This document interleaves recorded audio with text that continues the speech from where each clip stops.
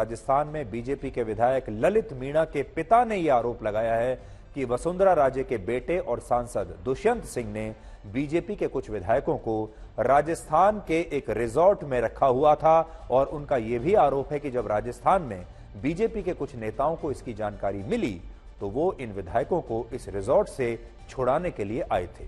और ये एक बहुत ही गंभीर आरोप है जिससे राजस्थान बीजेपी में गतिरोध की स्थिति पैदा हो सकती है। कहाँ लेने गए थे आप? कहाँ का मामला? वो एक रिसोर्ट है अपना, अपनो राजस्थान वाला रिसोर्ट था, उसमें थे। कितने विधायक वहाँ थे? किसने रोक रखा था? किसके बुलावे पे गए थे? नीचे करा टाइम से ऊपर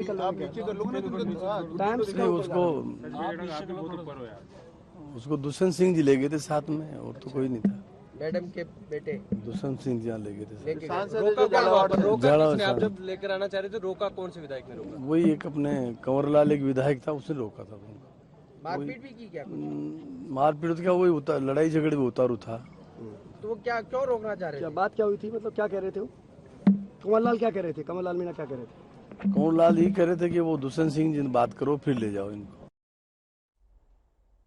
हालांकि ये जो आरोप लगाया जा रहा है ये अभी गले नहीं उतरेगा किसी के, क्योंकि इस समय जो स्थिति अमित शाह की है और प्रधानमंत्री मोदी ने जिस तरीके से चुनाव जितवाया है राजस्थान में, इस समय हमें ऐसा नहीं लगता कि कोई भी विधायक या राजस्थान का कोई भी नेता इतनी हिम्मत करेगा कि वो प्रधानमंत्री मोदी के खिलाफ चला जाए या अमित शाह के खिलाफ चला जाए या बीजेपी का जो सेंट्रल लीडरशिप है उसके खिलाफ चला जाए और उसकी मर्जी के बिना विधायकों को किसी रिजॉर्ट में जाकर रख दे। ऐसी स्थिति अभी नहीं आई है। और अब राजस्थान में मुख्यमंत्री पद के एक और दावेदार महंत बाबा बालकनाथ ने लोकसभा की अपनी सदस्यता से इस्तीफा दे दिया है और इसके बाद आज उन्होंने गृह मंत्री अमित शाह से भी मुलाकात की। इस मुलाकात के बाद यह चर्चा और भी तेज हो गई है कि क्या महंत बालकनाथ को बीजेपी राजस्थान का अगला मुख्यमंत्री बना सकती है। तो इस खबर में भी लोगों की बड़ी दिलचस्पी है। लोग जानना चाहते हैं कि कहीं ऐसा तो नहीं कि उत्तर प्रदेश में जिस तरह योगी आदित्यनाथ को मुख्यमंत्री बनाया गया था, अब उत्तर प्रदेश के बाद राजस्थान में भी एक संत को मुख्यमंत्री बना दिया जाए। और क्या पता ऐसा हो भी जाए। राजस्थान के अलावा छत्तीसगढ़ में भी मुख्यमंत्री के नाम को लेकर सस्पेंस अभी भी वैसा ही है जैसा कल था। और इस बीच आज दिल्ली में रेणुका सिंह ने बीजेपी अध्यक्ष जेपी नड्डा से मुलाकात की है और अपनी लोकसभा की सदस्यता से भी उन्होंने इस्तीफा दे दिया है। अभी छत्तीसगढ़ में मुख्यमंत्री पद के लिए कुल 4 नेताओं का नाम सबसे आगे चल रहा है। इनमें पूर्व मुख्यमंत्री रमन सिंह का नाम तो है ही। छत्तीसगढ़ में बीजेपी के अध्यक्ष अरुण साव, आदिवासी नेता विष्णुदेव साय और पूर्व आईएएस अधिकारी ओपी चौधरी का नाम भी इस दौड़ में है। इसके अलावा मध्य प्रदेश से आज का अपडेट यह है कि बीजेपी नेता कैलाश विजयवर्गीय ने कहा है कि रविवार तक ही बीजेपी मध्य प्रदेश में नए मुख्यमंत्री के नाम का ऐलान कर पाएगी। बीजेपी में मुख्यमंत्रियों के नामों पर अभी सिर्फ मंथन ही हो रहा है, तब तेलंगाना को आज नया मुख्यमंत्री मिल भी गया और उस मुख्यमंत्री का नाम है रेवंत रेड्डी और ये हैं कांग्रेस के नेता। आज तेलंगाना में 54 साल के रेवंत रेड्डी ने कुल 11 मंत्रियों के साथ शपथ ले ली और बड़ी बात यह है कि कांग्रेस की इस सरकार में एक भी मुस्लिम विधायक को जगह नहीं मिली है और तेलंगाना में पहली बार ऐसा हुआ है जब सरकार में मुस्लिम समुदाय से एक भी नेता शामिल नहीं हुआ है। और हमारे जो मुस्लिम भाई हैं, हम उम्मीद करते हैं वो इस समय हमें देख रहे हैं। इसके अलावा कांग्रेस ने तेलंगाना के बड़े नेता भट्टी विक्रमार्क मल्लू को सरकार में उप मुख्यमंत्री की जिम्मेदारी दे दी है, जिन्हें बहुत सारे लोग करोड़पति किसान भी कहते हैं क्योंकि उनके पास 8 करोड़ रुपए से भी ज्यादा की संपत्ति है और वो किसान कहते हैं अपने आप को। आज जब तेलंगाना में रेवंत रेड्डी की सरकार का शपथ ग्रहण समारोह चल रहा था, तब इस समारोह में सोनिया गांधी, राहुल गांधी, प्रियंका गांधी वाड्रा और कांग्रेस के अध्यक्ष मल्लिकार्जुन खड़गे स्वयं मौजूद थे। लेकिन विपक्ष के इंडिया गठबंधन से कोई भी बड़ा नेता आज इस जलसे में शामिल होने के लिए नहीं पहुंचा, जिसकी वजह से अब यह चर्चा भी शुरू हो गई कि क्या कांग्रेस की हार ने विपक्ष के इंडिया गठबंधन में भी कोई दरार डाल दी है।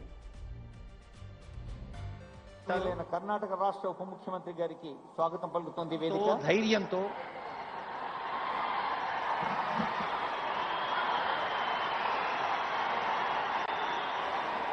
అభినందనలు అందిస్తూ వస్తున్న తల్లి సోనియా గాంధీని చూస్తూ ఉన్నాం. వేదికపై కొద్దిసేపట్లోనే వెంచే ధైర్యంతో ప్రణాళికతో అందచేసేందుకు సిద్ధంగా ఉన్న ఈనాటి ఎప్పుడు ప్రయత్నం చేస్తారని నిరూపిస్తూ మరి ఢిల్లీ నుంచి వెంచేసిన సోనియా గాంధీ గారిని హృదయపూర్వకంగా స్వాగతిస్తూ ఉన్నాం. తెలంగాణ రాష్ట్రాన్ని తెలంగాణ ప్రజలకు అందించేందుకు 6 దశాబ్దాల ఆరాటం, ఆవేదన, ఆర్ద్రత, దాదాపు దశాబ్దన్నర ఉద్యమం, తెలంగాణ ప్రజాస్వామ్యబద్ధంగా ప్రజలందరికీ అభివృద్ధి సంక్షేమ ఫలాలు అందించేందుకు తెలంగాణ ప్రజాస్వామ్యబద్ధంగా ప్రజలందరికీ అభివృద్ధి సంక్షేమ ఫలాలు అందించేందుకు యనమల రేవంత్ రెడ్డి అనే నేను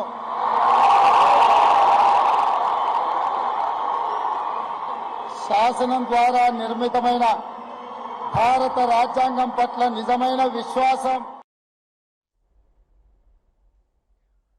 54 वर्ष के रेवंत रेड्डी का पूरा नाम अनुमुला रेवंत रेड्डी है और उन्होंने अपनी राजनीति की शुरुआत बीजेपी के छात्र संगठन एबीवीपी से की थी। यानी ये जो नेता हैं ये बीजेपी से इंपोर्टेड नेता हैं, इंपोर्ट किए गए हैं। यानी बीजेपी की विचारधारा से प्रभावित होकर ये राजनीति में आए थे, लेकिन अब वो कांग्रेस की सरकार में मुख्यमंत्री हैं। और इससे आप ये समझ सकते हैं कि एक जमाना ऐसा था कुछ वर्ष पहले तक जब देश में ज्यादातर नेता, जो क्षेत्रीय नेता भी होते थे, जो छोटी छोटी पार्टियां भी बनती थी, वो ज्यादातर जो पार्टियां या नेता कांग्रेस पार्टी से इंपोर्ट करके बने हुए होते थे। यानी कांग्रेस को छोड़कर जो नेता बाहर जाते थे वो दूसरी पार्टी बना लिया करते थे। लेकिन उन सबका जो आप कह सकते हैं कि जो जड़ जो थी वो कांग्रेस पार्टी थी, सब वहीं से निकले थे।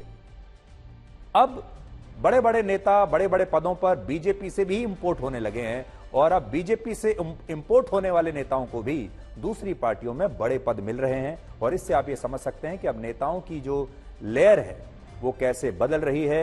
और क्योंकि बीजेपी को कुछ समय अब हो गया है सत्ता की राजनीति में प्रवेश किए हुए, तो अब बीजेपी से भी लोग बाहर निकलकर दूसरी पार्टियों में जाकर बड़े पदों पर बैठ रहे हैं। पहले राजनीति में गैर कांग्रेसी दल के ज्यादातर नेता कांग्रेस से निकले हुए होते थे, लेकिन अब बीजेपी की विचारधारा से निकले नेता भी दूसरी पार्टियों में बड़े। एक बहुत ही गंभीर खबर आपके लिए है और यह खबर ऐसी है जिस पर आप सबको अपने परिवारों के साथ और इस देश के नागरिक होने के नाते बहुत गंभीरता से विचार करना चाहिए। यह खबर भी है, ये विचार भी है और ये आप सबके लिए एक चुनौती भी है, क्योंकि अब हम आपको ये बताएंगे कि आतंकवाद से लड़ते लड़ते अब दुनिया आतंकवादियों के ही मानव अधिकारों के लिए लड़ने लगी है। और अब दुनिया के बड़े बड़े लोकतांत्रिक देशों को आतंकवादियों के मानव अधिकारों की चिंता सता रही है और इन देशों में खुद को लोकतंत्र का चैंपियन बताने वाला अमेरिका भी शामिल है। आपने गुरपतवंत सिंह पन्नू का नाम तो सुना ही होगा। ये एक अंतर्राष्ट्रीय आतंकवादी है और इसने भारत को अपनी एक नई धमकी दी है कि वो 13 दिसंबर को, यानी आज से 6 दिन के बाद भारत के संसद भवन पर हमला करेगा। इसकी हिम्मत देखिए आप, खुलेआम ये धमकी दे रहा है। अमेरिका की जमीन पर बैठकर, अमेरिका में बैठा हुआ खुलेआम पूरी दुनिया के सामने धमकी देता है कि 13 दिसंबर को भारत के संसद भवन पर यह हमला करेगा। 13 दिसंबर वही तारीख है जब वर्ष 2001 में लश्कर-ए-तैयबा और जैश-ए-मोहम्मद के आतंकवादियों ने भारत के संसद भवन पर हमला किया था और इस हमले का मास्टरमाइंड अफजल गुरु था, जिसे 2013 में फांसी दी गई थी। और उसके बाद आज भी हमारे देश में ऐसे लोग हैं जो अफजल गुरु के लिए सहानुभूति रखते हैं और अफजल गुरु के पक्ष में नारेबाजी करते हैं। आज भी हमारे देश में हैं जिन्हें अफजल गुरु के मानव अधिकारों की चिंता तब भी थी और आज भी है। लेकिन गुरपतवंत सिंह पन्नू अपने वीडियो में अफजल गुरु जैसे आतंकवादी को भी, जिसे भारत ने फांसी पर लटका दिया, वो अफजल गुरु को एक क्रांतिकारी बता रहा है और 13 दिसंबर को फिर से भारत की संसद पर हमला करने की बात कह रहा है। ये जो तस्वीर आप देख रहे हैं ये 13 दिसंबर 2001 की तस्वीर है जब भारत के संसद भवन पर इस आतंकवादी ने योजना के तहत, षड्यंत्र के तहत हमला करवाया था। और यह वीडियो इतना भड़काऊ और विवादित है जो कि पन्नू ने बनाया है कि हम आपको इस वीडियो को अपने शो में नहीं दिखा सकते, दिखाना भी नहीं चाहिए, क्योंकि आतंकवादी का वीडियो हम क्यों दिखाएंगे। लेकिन आपको यह जरूर बताना चाहते हैं कि इस आतंकवादी की जुर्रत देखिए आप। और इस खालिस्तानी आतंकवादी ने भारत को यह धमकी पाकिस्तान और सीरिया जैसे किसी देश में बैठकर नहीं दी है। अगर वहां बैठा होता तो हम मान भी लेते, बल्कि पन्नू अमेरिका जैसे देश में बैठकर भारत की संसद पर हमला करने की धमकी दे रहा है, जो ऐसा देश जो खुद को दुनिया में लोकतंत्र का चैंपियन बताता है। पाकिस्तान में भी आजकल आतंकवादियों के मानव अधिकारों की बड़ी बात हो रही है। पाकिस्तान भी बड़ा चिंतित है क्योंकि इस हफ्ते पाकिस्तान में कुछ अज्ञात हमलावरों ने लश्कर-ए-तैयबा के कमांडर की कराची में उसी के घर के बाहर गोली मारकर हत्या कर दी और इस आतंकवादी का नाम था हंजला अदनान और यह वही आतंकवादी था जिसने वर्ष 2015 में जम्मू कश्मीर के उधमपुर में बीएसएफ के काफिले पर हमला किया था और इसी हफ्ते कराची में भारत के इस मोस्ट वांटेड आतंकवादी की कुछ अज्ञात हमलावरों ने हत्या कर दी और ये जो आतंकवादी है ये भारत का 22वां मोस्ट वांटेड आतंकवादी है जो पिछले कुछ दिनों में पाकिस्तान में ही मारा गया है। भारत के जो 48 मोस्ट वांटेड आतंकवादी हैं वो पाकिस्तान में मौजूद हैं 48 और उनमें से 22 आतंकवादी पिछले कुछ महीनों में मारे जा चुके हैं। लेकिन क्या आपको पता है कि इन आतंकवादियों की हत्या पर पाकिस्तान की सरकार क्या कहती है? हम तो कहेंगे कि यह इंसाफ हुआ है, लेकिन पाकिस्तान की सरकार कहती है कि ये सारे लोग आतंकवादी हमलों में मारे जा रहे हैं और जो इन पर हमले हुए हैं ये टेरर अटैक है। यानी सोचिए, आतंकवादियों के ऊपर ही आतंकवादी हमले हो रहे हैं और अब आतंकवादियों को नागरिक बताकर इनके मानवाधिकारों की बात हो रही है। सोचिए, ये सारे वो आतंकवादी थे जिन्होंने सैकड़ों हजारों लोगों की जान ली और जब इन लोगों ने आतंकवाद में अपना करियर बनाने का फैसला किया था, आतंकवादी बनने की डिग्री ली थी, तब इन आतंकवादियों को यह बात अच्छी तरह से पता थी कि इस करियर में, उनकी इस नौकरी में उनकी जान कभी भी जा सकती है। वो जान ले भी सकते हैं लेकिन कोई और उनकी जान भी ले सकता है। ये तो आतंकवादी बनने से पहले इन्हें सोचना चाहिए था कि इनका अंत जब भी होगा ऐसा ही होगा, या तो ये भारतीय सेना की गोली से मारे जाएंगे, फांसी पर लटका दिए जाएंगे, और या फिर इस तरह किसी दिन कोई और दूसरा आतंकवादी इन्हें इनके घर के बाहर ही गोलियों से भून देगा। यही अंत होता है एक आतंकवादी का। लेकिन जब आज ये आतंकवादी मारे जा रहे हैं तो पाकिस्तान कहता है कि इन पर आतंकवादी हमले हो रहे हैं और वो बड़ा चिंतित है और इनके मानव अधिकारों की रक्षा के लिए वो अपनी पूरी ताकत झोंक देगा, ऐसा पाकिस्तान कह रहा है। आज बड़ा सवाल यह है कि भारत के टॉप 5 मोस्ट वांटेड आतंकवादी जो हैं वो कौन है? दाऊद इब्राहिम, मौलाना हाफिज सईद, मसूद अजहर, टाइगर मेमन और सैयद सलाउद्दीन, ये सारे अभी भी पाकिस्तान में जिंदा घूम रहे हैं, खुलेआम घूम रहे हैं। इसलिए सोचिए, अगर भारत के ये मोस्ट वांटेड आतंकवादी भी बाकियों की तरह पाकिस्तान में मारे जाते हैं तो क्या दुनिया इनके लिए भी आंसू बहाएगी और इनकी हत्या की भी जांच करवाएगी? इनकी हत्या की जांच के लिए कमेटियां बैठेंगी। और आज एक सवाल यह भी है कि अगर इन आतंकवादियों के मानवाधिकार हैं तो फिर इन्होंने अपने हमलों में जिन मासूम लोगों की जान ली, क्या उनके मानवाधिकार नहीं थे?